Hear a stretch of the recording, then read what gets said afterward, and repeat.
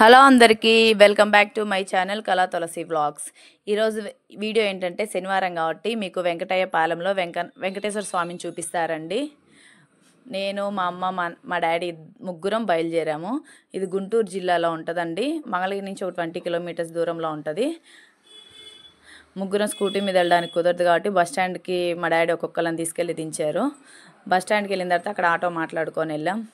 రండి, మీకు దీంట్లో వెంకటేశ్వర స్వామి దర్శనాన్ని మీకు కూడా చూపిస్తాను. గుడి మాత్రం తిరుపతి లెవెల్లో ఉందండి. తిరుపతి దేవస్థానం వాళ్ళే కట్టించారంట. 9 లోపల వెళ్తేనే మనకి తిరుపతి లడ్డూ దొరికిద్ది అన్నారు. మా జర్నీ స్టార్ట్ అయింది. కానీ వెంకటేశ్వర గుడిలో కూడా అంతసేపు చూడనివ్వరండి. అక్కడ 10 నిమిషాలు బాగా చూడండి. ఇటు సైడ్ అరటి తోటలన్నీ మునిగిపోయినాయి. మొన్న విజయవాడ వరదకి ఇదన్నీ మునిగిపోయి ఉన్నాయి. మనం గుడి దగ్గరికి వచ్చేసాము. ఆ కనపడే నామాలు చెంకు చక్ర నామాలు అక్కడేనండి గుడి. మనం ఇప్పుడు టర్నింగ్ తీసుకొని ఆ రూట్కి వెళ్ళాలి.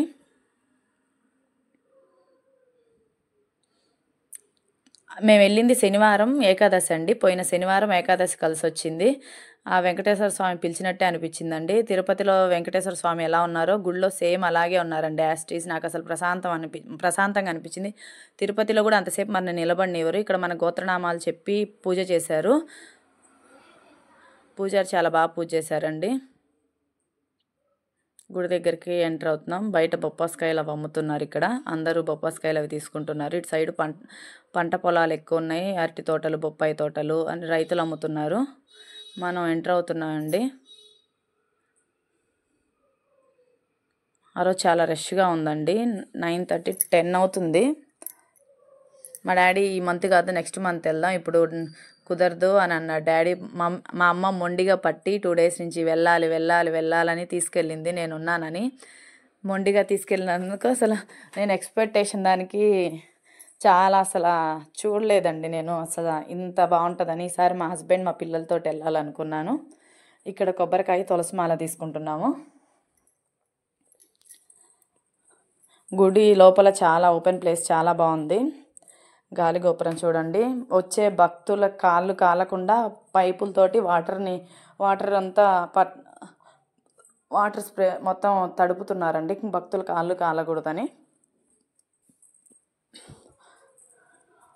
ఇలా తడి చేస్తున్నారు కాళ్ళు కాలకుండా ఉండాలని.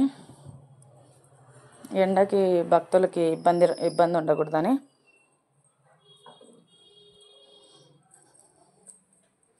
చుట్టుపక్కల వాళ్ళు చాలామంది వచ్చారండి. ఏకాదశి శనివారం కాబట్టి రోజు రష్గా ఉంది గుడి.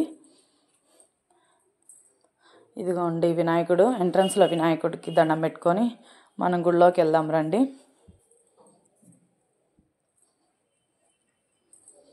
గాలిగోపురంలోకి ఎంటర్ అయ్యాం. మా అమ్మ అప్పుడే అలసిపోయి కూర్చుంది. అప్పుడు అలసిపోయావమ్మా అంటున్నా నేను. గరుడాల వారండి. ఇది గుడి ఆలయం లోపలికి వెళ్తుంటేనే దీపాలతోటి నాకు వెంకటేశ్వర స్వామి కనిపిస్తున్నారు. ఇక్కడి నుంచి ఇంత బాగుందా. దీపాల మధ్యలో వెంకటేశ్వర చూసి దర్శనం అయిపోయి పూజ అయిపోయిన తర్వాత కొబ్బరికాయ కొడుతున్నా అండి.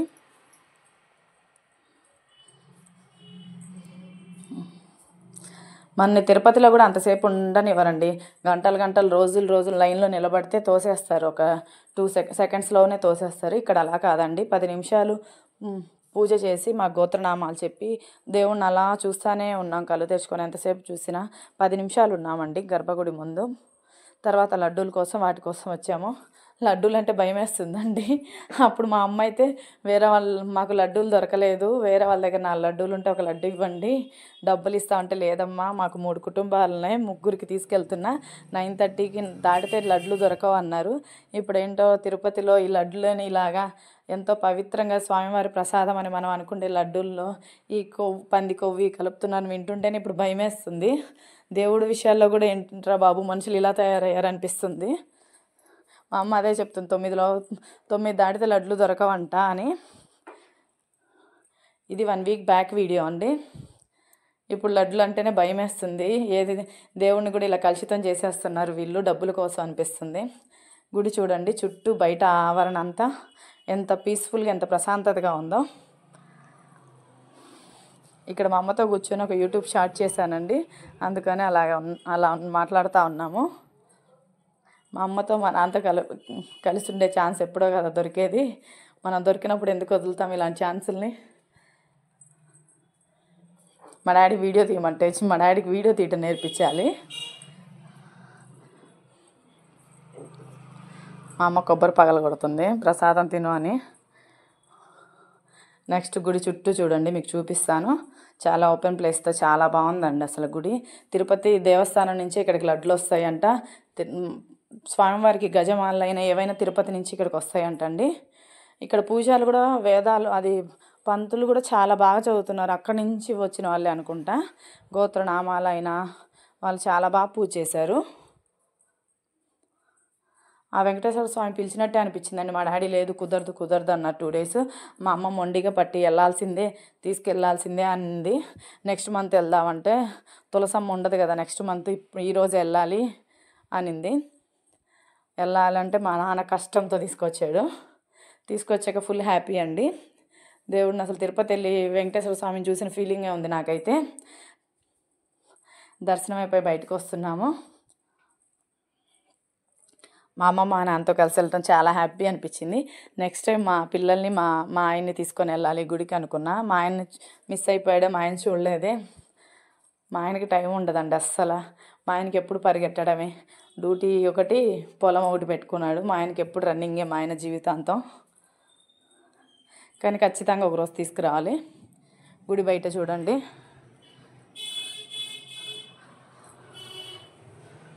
మళ్ళీ ఆటో ఎక్కి బయలుదేరిపోయాం. మళ్ళీ వస్తా వెంకటేశ్వర స్వామి, మా ఆయన్ని తీసుకొని వస్తా. వెంకన్న బాయ్ బాయ్ అని చెప్తున్నా.